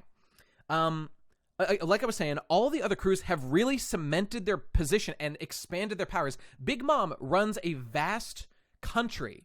She is a queen of a giant nation, as far as we can. It seems pretty fucking big. There's a lot of people there. And she is like slowly building up power. She has like science deals she's doing with Caesar. Like we see how she's amassing power. Whitebeard, obviously in the same position. They make alliances with various, like the fucking Fishman Island was under the banner of Whitebeard for a long time. Big Mom, same way, right? She runs a nation, and who's the other one? Oh, and Kaido. Kaido, of course, alliance with Wano. He's the fucking. Wasn't there a word for it? He was like the leader of the military. Whatever, it doesn't matter. What am I saying? Exactly right, Sloppy Lines. That's what I'm getting at. The reason Blackbeard was able to slot in so well when Whitebeard died was because Blackbeard, unlike every other pirate in the series, basically, specifically had a plan about amassing power exactly the same way the other Yonko did. That's what he was doing when we first meet him. In the Jaya arc, he's working on a strategy to gain influence so he can become a Shichibukai, so he can break into Impel Down to acquire extremely powerful crewmates. And he did it. And he succeeded. And he intentionally acquired a crew of extremely powerful pirates to be his like captains, with him being like the admiral of the fleet or whatever. So from the beginning, from like the moment that he stole the Yami Yami no Mi from Thatch or whatever, he had a plan to acquire power. So like everything he's done makes sense that he would be a guy to fill the void left by somebody like Whitebeard. It was clearly his MO from the start. So like, it's such a lust for revenge, indeed. So what I'm saying is like Blackbeard narratively really well fills the slot left by Whitebeard's dead, and Blackbeard obviously did it intentionally. He killed Whitebeard personally to do this. It makes perfect sense. He set up the perfect storm, and he made this power vacuum to fill himself. Exactly, you know, what one would think he would do. Now compare Blackbeard to somebody like Luffy. Now, frankly, I don't know if you're gonna like this, boys and girls out there. I think that like the stuff that Oda writes Luffy is doing is almost downright irresponsible to have him do. Case in point, fucking Luffy's quote unquote alliance with Fishman Island, right? As if Luffy would get a phone call from Fishman Island saying, "Oh God, we're being attacked right now by fucking Blackbeard. Please, for the love of God, Luffy, come back and save us. We're all being massacred." Do you think Luffy would turn around and give up on his adventure and become a logistical fucker who is going to spend his days worrying about the pieces of territory that he needs to maintain? The answer is no. The answer is no. And it's look, okay, like Luffy is a nice guy. He would want to do that. He would go save like Fishman Island probably if his friends were getting murdered and they needed him. Right. What I'm actually saying is that Oda will not write the story that way. He will not write the story that way. And people say, okay, but people are saying that's what the Grand Fleet is for. Luffy has zero autonomy over the Grand Fleet. He did not want them. They signed up to work under him against his will. He is not going to court. Okay, here's my point. Big Mom, Blackbeard, Whitebeard, probably Shanks. We haven't really seen him, but we can imply that because we've seen villages that are like allied with Shanks. Those guys, and Whitebeard obviously as well, those guys think about logistical stuff. They settled into the position of Yonko for a long time and were clearly all independently building up power. At least Kaido and Big Mom were, so that they could gain enough power to like defeat their rival Yonkos and reach the end of, you know, fucking One Piece and do it. Luffy would do it. Luffy would go back. No. They haven't even had contact with the real Star Hat guys. They're just Luffy fans sailing around in circles for no reason. Exactly. People wouldn't even know to contact them for like their alliances. That's why I found the alliance to be downright like the alliance with Fishman Island specifically to be downright like morally. Luffy is like morally negligent to say that I will protect Fishman Island. He simply doesn't have the resources to do that. Like, let's say today they get attacked. What is he going to do? Okay, he could start sailing back, right? He could start sailing back right now to go help them. How long is that going to take? He can't do anything. All Big Mom did was call Fishman Island and say, "No, it's mine." So, I mean, yeah, I mean, we all know that, like, why does Fishman Island, why did it have that alliance with Big Mom, right? It was to create political protection for them from the vast power of Big Mom. And before that, it was Whitebeard, right? Literally destabilizing the world power structure by fucking up half the Yonko Lamau. It's true. And he's doing it not intentionally. He's doing it just as part of his adventure because he has to do it on the way to become Pirate King pretty much. And that's fine. It made zero logistical sense to rescue Ace then reunite with his crew ASAP. Right. I will give you that Luffy did kind of go against this when he went to save Ace. What I'm saying about, but I think that was the one time Oda was going to write the story. And again, let's not forget, he was already separated from the crew. So like it was a perfect time. Oda wrote the perfect time for him to go do something else. Well, he wasn't even with them yet, you know. Would he do that again? No. The answer is no. He would not do it again. And it was his literal brother And that was just an exception. That was an exception. Look, if someone kidnapped Zoro and was going to murder Zoro, would Luffy go save him? Yes, of course. He literally did that with Sanji, right? We know that he would. That is not what I'm talking about. I'm talking about like this vague alliance. Luffy is really not that committed, I don't think, to like the individual citizens. Like that's like actual politics stuff. The Yonko actually engage in real life politics stuff. Luffy doesn't understand or think about that. And I mean, you could like make an argument that like Big Mom doesn't because she's like not that smart, but Big Mom's crew does. She has tons of help. She has a vast organization underneath her. So it's symbolic at this point in the story. Right. The problem is that the Yonko are an actual thing. They are an actual political force that do actual stuff. So there's a clash of like thematic stuff with like the technical workings of the world. And Luffy really doesn't have a fleet. He really doesn't. They don't coordinate. They are not his boys. They do whatever they want, man. They do whatever they want.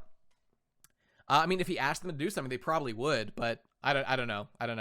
I just think it's, I don't know. You know, if Fishman Isle was under attack, would they maybe reach out to one of those allies guys and say to do something with it? Sure. But I just can't see that happening narratively. All this is to say, what I am getting to with this point is people say Law and Kid, the new Yonkos, right? That's what I'm getting at. They don't have the ability to become like Yonkos right now. Being a Yonko is something that emerges naturally when you acquire enough power. Now, do I think that Big News Morgan could print a story saying there are like 7 Yonko now, because there's Luffy plus Kid and Law now, or just say there are 5 and Kaido and Big Mom are dead, they lost, so now Kid and Law took their place. Aha! I mean, Morgan could print that, but that wouldn't make it true, you know? It would still be the same power structure that we understand, you know, in the actual workings of the world. So, my point is to say that I am annoyed by people getting hung up on this whole who are the Yonko thing. I would much rather just spend my time thinking actually about what ability do people like Kid and Law have to actually function as Yonko, and right now the answer is none. They do not have the manpower to like do that kind of stuff. At least Luffy does have like that Straw Hat fleet that I think is, you know, whatever. They could do something to help him. I think they'll just show up in the end for the big final battle at the end. But Kid and Heart Pirate merger with dual captains, yeah. My point here is that I am frustrated by seeing brainlet takes about how Yonkos work when it is not how Yonkos work. You know? Oh, excuse me. You're right. Kid probably is a puss fucker of insane degree. I mean, he just hit Big Mom with his giant metal rod, so he probably has like 90 kids around. He leaves a string of broken hearts behind him, and they'll unite. So, will Morgans give Luffy all the credit? Maybe he will. Maybe he will. When will One Piece establish a democratic republic? One Piece is pro-aristocracy, my man. One Piece believes in autocrats. And, based? Titles are always bullshit in One Piece. It's true. It's true. Okay, anyway. I just kind of wanted to... Forgive me for going on and on about that. I just wanted to get that off my chest. Been mildly annoyed by seeing it around. Forgive me. There was one or two other things I wanted to say. Oh, no. I think the only two things are... Let's talk about this sound level thing. It's, and people were already saying that, you know, so this explosion is clearly visible, right? So the sound bubble, by the way, is way bigger than any room we've ever seen Law make before. This is gigantic. Why? Whatever. I don't know. It's an effect of Law creating this room. It just gets real big. Like, why did it get so big? I don't understand. Whatever. I don't care. It just did. That's fine. Nobody, I mean, I feel that no one's going to see it. Even though it should, like, there's going to be massive amounts of light because of the way it's like, and the party's going on, baby. The party's still going on. They must be wasted not to see that dust cloud. It's just a fucking explosion, man. It's what do you call that? A mushroom cloud, right? Why did I get so big? I don't know. You tell me. I'm the Joker, baby. It just fireworks. Yeah, they might just think it's part of the party. I don't know. I'm wondering if Oda is continuing to do the thing of, like, he doesn't want the party to get stopped. And people were saying, we're going to save this for when Luffy defeats Kaido and he'll get blasted into the middle of town square. And that's how we know it'll be over, you know? Oh yeah, you would definitely feel the heat. This is like I don't know what kind of bomb this is. This is the bomb, I think. But by the way, help me out, guys. Is like the reason the explosion got so big is because this bomb right here was among the wreckage. That's why, right? It's not like that Big Mom hit and Big Blast went off. It's the bomb, right? That just it seems like what Oda was going for with it. It can't be hot because it was cold. Ah, right. Good point. All right. So right. Point being, I don't exactly know where Oda's going with this. Possibly for the Kaido surprise. Here comes the Kaido crash. And that's gonna be fun. Okay, cool. All right, now, or maybe the next chapter we'll start with them all looking over, noticing, but they might go like, wow, cool fireworks, like somebody said. I don't know. Okay, the last thing I wanted to talk about this chapter, that's the last page, right? Wait, no, there actually is more to talk about. I forgot. Kaido coin will crash. You gotta sell, guys. Absolutely true. We gotta talk about the whole Big Mom controlling her homies silence thing. We have to discuss this because it's a little sussy. It's a little sussy. I gotta say it. So Big Mom, right, back here, was like, oh no, I'm getting blasted. Prometheus, Hera, help me. Why aren't you helping me? And like this moment where she's like, help me. I can't hear you. Okay, so I know that, okay, there's another big lore page. We will get to it. They left Big Mom on read. Indeed. Not even that. So what Oda is doing here with the Big Mom defeat? He's doing a meme where like he cuts out the voice. Okay, the Soul Pocus thing, I like a lot. I like it a lot. Yeah, like obviously she can't control various people's souls. I think it is a cool, clever way to end this fight. She tries to heal up with Soul Pocus. Law cuts it off. She can't do it, and then makes an opening so Kid can attack. I like that. I like that a lot. Now the homies though, not hearing Big Mom, so they don't know what to do. Okay, quick review. Prometheus, Hera, and also Zeus, and Napoleon, the sword, the hat sword, they are parts of Big Mom's literal soul, right? So it's a little strange. She needs to verbally command them. Okay, hang on. Gotta call. One sec.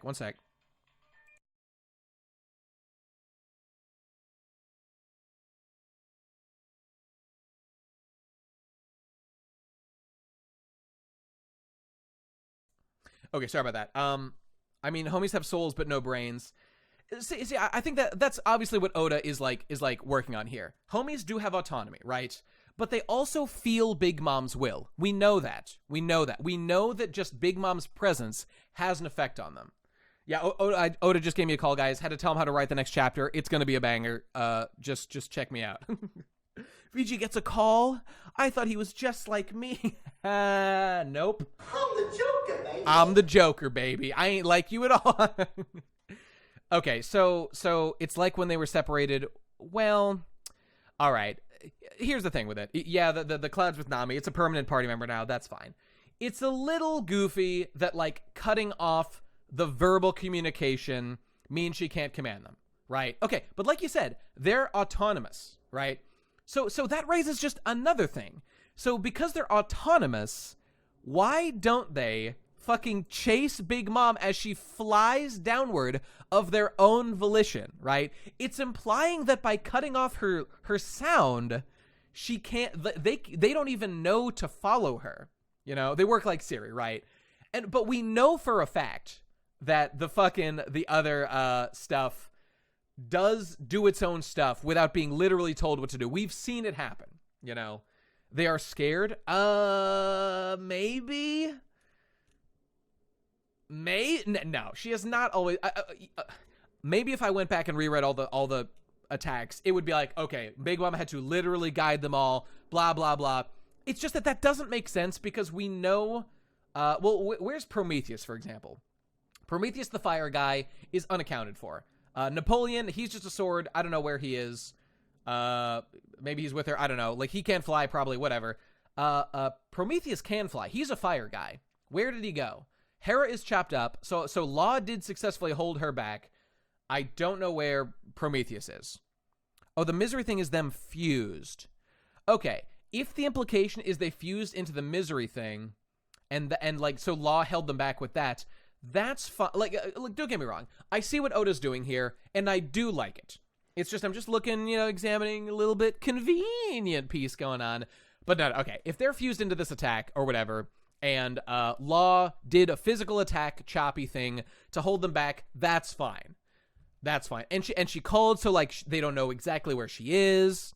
It's not the implication misery is literally them fused. It's not the implication. Okay, because it does look like Hera, and I've been wondering where Prometheus is. Oh no, you're saying that is the case. It's not the implication, comma, misery is literally them fused. Okay. In that case, and misery looks like, oh my god, Mother Misery. And she does look like Mother Caramel. Damn, bro, I didn't even notice that. But you're right. Ooh, that's good. And it's named after a manga about looking for or an anime about looking for your mother. Dude, I didn't even make the Mother Caramel connection, but you're right. Ooh, the kinography. I'm just developing more appreciation for this shit. That's pretty goated right there. 30,000 Leagues of Mother's Misery. God damn, that's pretty good. This is not a hack to move, lads. That's good shit, man. I really like that. Isao Takahata, I forget what else he's done. Yeah, Oda just loves Big Mom and hates Kaido because Big Mom gets all the Kino, Kaido gets all the bullshit. Although, to be fair, his last appearance was the best Kaido appearance so far. Hakta took a break this week. He let go to take over. That's for sure. Okay, so whatever. The slight convenience thing about like the hearing thing, whatever. But the fact that Law had cut him in half, I love that. You're right. I mean, yes, I did literally write this chapter. I'm writing next chapter. I'm writing all the chapters. It feels good. Love that. But I mean, what can I say? I like everything that's happening here. This is fucking awesome. Great. Oda did this well. Now that you guys have, kind of helped me pick out some of these details, not only does it logically make more sense, it's enhanced thematically because it's a fucking Mother Caramel thing. God damn. Awesome. Fucking awesome. I gotta reread this shit when it's done and just fucking, I don't know, stew on some of this stuff. It made me say Poggers IRL. Oh! Theme piece never misses. However, detail piece, now there sometimes we got a little bit of convenience. So man, this just makes like the Big Mom fight just even better. Even better, man. And that's it. That's all I was going to say about like the whole convenience thing of like the voice thing, but it actually makes sense. Law cut him so they couldn't save her. Makes sense. Makes sense. Now where is Pedro to save the day? That's what I want to know. Yo, theme piece had a good week, as did detail piece, as did technical piece. And I love to see it. I fucking love to see it. It's when the themes and the details, the technical stuff come together, you've got Kino. That's the recipe for Kino right there. That's the recipe. Details and themes. One Piece was good this week. Even art piece wasn't bad. And this looks cool. Now again, we can't forget about the room. The room is a little bit of cringe, a little bit, but mostly it's okay. Thunder Bagua piece next week. Oh, Christ. Just fucking... Shut up, bitch! Is Napoleon also in misery? Now, notice how Big Mom, she only cried out for her favorite children. Wait, where'd it go? Where is it? Oh, no, there it was. Prometheus Hera, Tascate, Prometheus-chan, Hera-chan. How embarrassing. Napoleon's a sword, so like what part of Mother Misery is Napoleon? I think she actually was still holding the sword when she made Mother Misery. I don't think that's true. I think Napoleon is separate. But whatever, it doesn't matter. God damn. But of course, typical fucking misogynist Oda has two Chadley studs defeat our strong, empowered female god, Big Mom, blast her to bits. When will we win, feminist bros? When will we get our win? His name's Zolo's just like a samurai. Oh wait, no, don't. When we're talking about misogyny, do not bring up Zolo. That's not gonna be a win. She used Mazer Saber to fuse the three homies into Super Sword last chapter. I thought Napoleon was separate, but okay, maybe Napoleon was part of it. That could be fine. Okay, that's fine. Okay, so moving on. We're done, lads, with this fight. think there's like 1 or 2 more pages.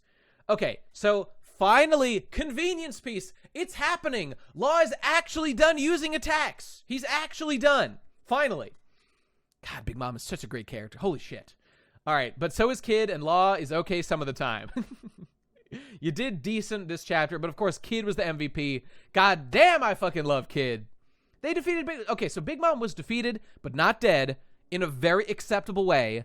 Oda, that was pretty great. And you know what? We're at the point where I want to go back and reread the whole fight here, because I was thinking that, like, you know, it kind of felt like they were sort of doing the same stuff each chapter with Big Mom. It's like, oh, we do our big attack. What? She's not done? Okay, we do our next big attack. What? She's not done? Oh, we do another big attack.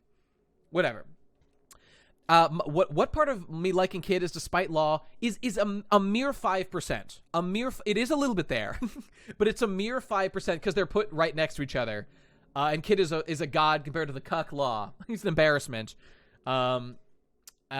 Most of it is just in comparison to Law, which is not in spite of him, that Law was over inserted into the narrative, and Kid is he's in that sweet spot if you love what he's been doing and you hunger for more. So that makes you like him a lot, you know? That's it. Yeah, Wano needs a reread. Oh, and we see our friendly KKK member is celebrating. Hooray! We defeated Big Mom. All right, boss, captain, here we go.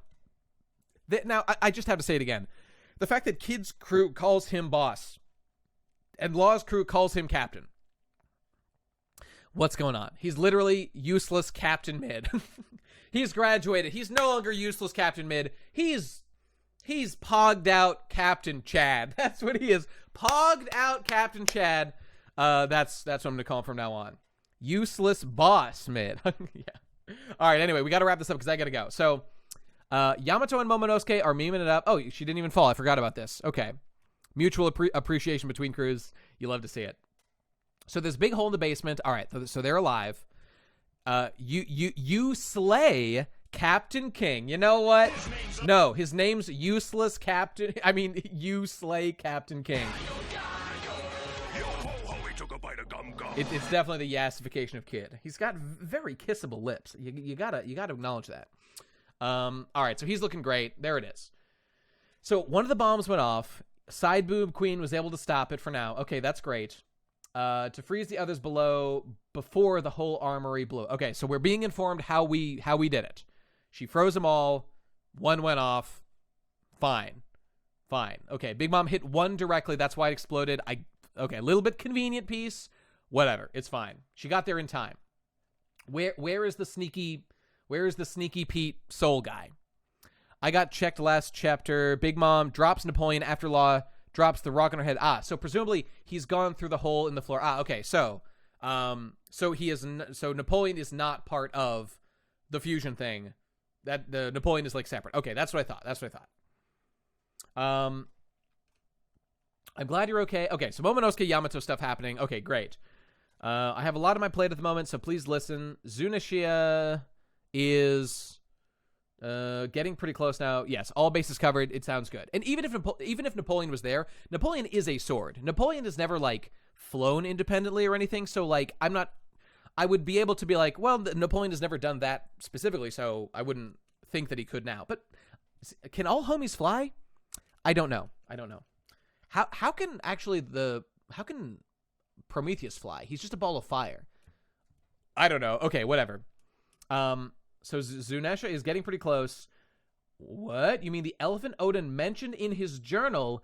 Exactly. It committed a serious crime at 800... Okay, journal chads, it's happening.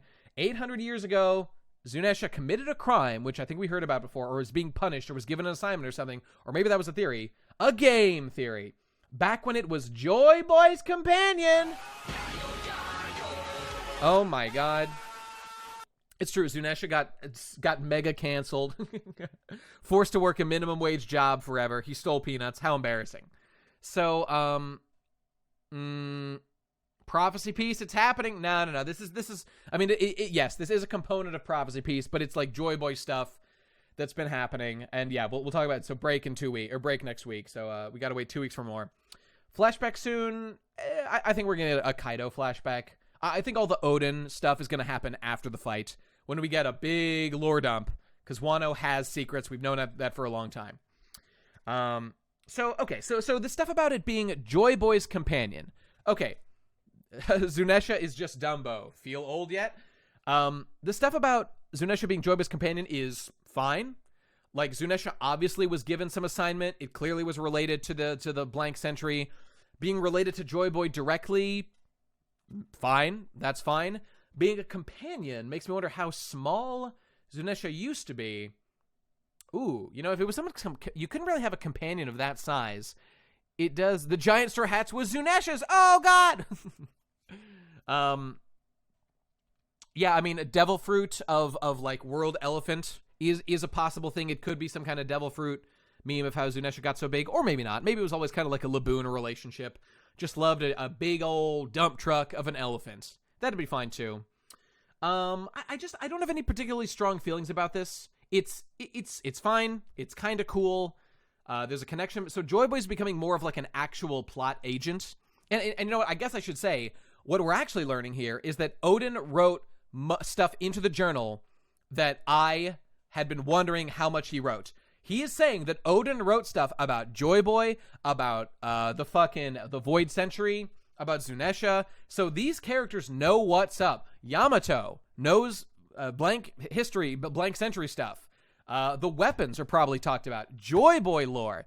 So boom, we're just being informed that deep lore is the journal. I thought it might be other stuff, but the journal probably is going to be one of, if not the main thing, giving us extra info about like the lore stuff that Odin found out by getting to the end of the Grand Line and stuff. So Momo probably heard this from Zunesha, not Odin. Well, we just know that that's not true because Yamato is like, yes, I, who read the journal, know that Odin, or the elephant Odin mentioned. Oh, wait. Okay, to be fair, Yamato is saying the elephant Odin mentioned in his journal, it committed a serious crime. I mean, no. Zunesha has never imparted, like, detailed information that we've seen. There's no reason to assume that. There is every reason to think this comes from the journal so far. If that's clarified, that's fine. That'll be cool. But so far, journal bros, we're eating good. Yo ho ho, we took a bite of gum gum. That's, well, it's not, I don't really think it's implying that she doesn't know what he's talking about. These two are, like, having a conversation where they're bringing up detail. Like, Momo is kind of, like, look, this isn't anime. People do restate stuff for the benefit of the audience. I think he's doing that right now and being like, let me clarify. Yes, the thing about because this is just coming up in the conversation between them right now. So she's like, what about the elephant? He's like, yes, you know, the elephant that was Joy Boy's companion. You know, that's what I feel. Anyway, we're going to find out. Who knows? So Zunesha's coming. Something's going to happen with that. Joy Boy lore is coming. We're going to get more. Not a ton confirmed right now other than we are going to get stuff from the journal. That's definitely what is going to be imparted as more stuff happens. So, you know, there you go. We're going to find out. I've got to go. Oh, and before I go, I'll just say there's a break next week. So no... there would be no chapter. So normally I would do an SBS Talking Pirates on Wednesday. However, I've got to say, I am going to be busy next week. Well, you know what? I could probably do it Wednesday, actually. Okay, you know what? I was going to say I'm actually very busy next week, which is true. I couldn't do it if it was Friday. I can do it Wednesday. So, okay, it's back on. I will be doing the stream on Wednesday. It's going to be the SBS. As always the case when there is a no chapter that week. Or maybe we'll figure out something else. I like doing it weekly. I'm obsessed with One Piece. You know me. So I'll find a reason to talk about One Piece for the week, even once we get to the end of the SBSs. I know, I'm dropping the hottest takes in the game, and I've got to keep them coming. I know. What else was I going to say? Yeah, okay. People who watch my other stream on Sunday, I will be busy the weekend, so I won't be doing the normal, like the Kingdom Hearts 2 level 1 or whatever. I've got to skip that. I'll try to do 3 volumes. I'll try to make it through as much as I can. So yeah, I'll be busy then, so I'm going to be skipping that. Yeah, Wednesday we'll be back. It'll be good. And the week after that, there will be a chapter, so we'll catch up then. It'll be grand. All right, so that being said, you guys know what's up. I got to go. I don't think there was important info in the journal that wasn't in the Odin flashback. Well, Soko, you say that, but this is new information. I I guess your contention would be this information is coming from Zunesha, not from the journal. I don't think that's. I mean, the fact that Yamato right now mentions the elephants, that is a new piece of information for sure. That Yamato is bringing forth herself, that she would have only gotten from the journal. I just think it's basically 100% certain that there's going to be detail in the journal, but maybe 99. Anyway, I gotta go. I've got to run, guys. I'll be back on Wednesday. SBS Chads will be doing it. If not, whatever. We're going to be clarified and all this stuff. So, got to run. Talk to you lads later. Color cool. Pirate Chads. Oh, and I love this. This is pretty cool. Yeah, but they're like, can't see anything. They're over here just partying. I don't see nothing. Over there. All right, guys, got to go. Talk to you later. His name's always just like a samurai. I'm BGE. See you next time. Bye-bye.